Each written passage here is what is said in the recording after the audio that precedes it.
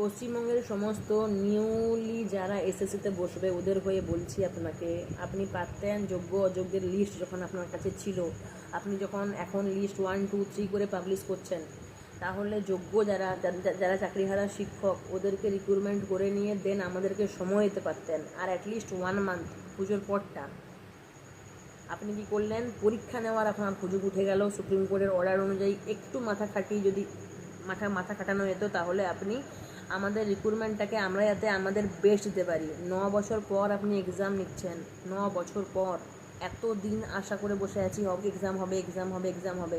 আমরা সবাই এখন আমাদের মিডল এজে আছি, 30, প্রায় 30, আমি 28। আমি আমার বেস্টটা দিয়ে লড়তে পারবো না, আমার এটাই আফসোস থেকে গেল। কারণ টিউশন পড়িয়ে কোনো একটা প্রাইভেট সেক্টরে জব করে টাইম বের করে পড়াশুনো করা, ঠিক আছে, এই বয়সে এসে পসিবল হচ্ছে না। আমাদেরকে ফিনান্সিয়ালটাও ভাবতে হচ্ছে আমাদের। আপনি পারতেন যোগ্যদেরকে নিয়োগ করে দিয়ে, যারা চাকরিহারা শিক্ষক ওদেরকে নিয়োগ করে দিয়ে যেভাবে আপনি নিয়োগ করুন, ঠিক আছে। তারপর আমাদের যারা নতুন, আমরা যারা বসে আছি এতদিন ধরে, আমাদেরকে একটা টাইম দিতে পারতেন।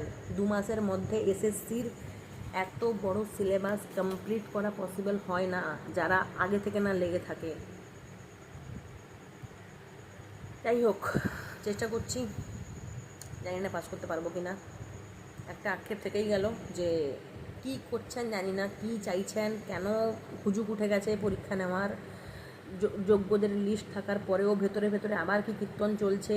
সিরিয়াসলি সব অযোগ্যগুলো বেরিয়ে গেছে কিনা লিস্টের মধ্যে? সুপ্রিম কোর্ট তো বলে দিল সব অযোগ্য বেরিয়ে গেছে। ভাই বড় বড় লোকেদের খেল, আমরা কি আর বুঝবো? আমরা সেই কই পুটি, তাই না? যাই হোক, আপনারা সেই রুই কাতলা। চলুন, যা করছেন করুন, কি আর বলবো।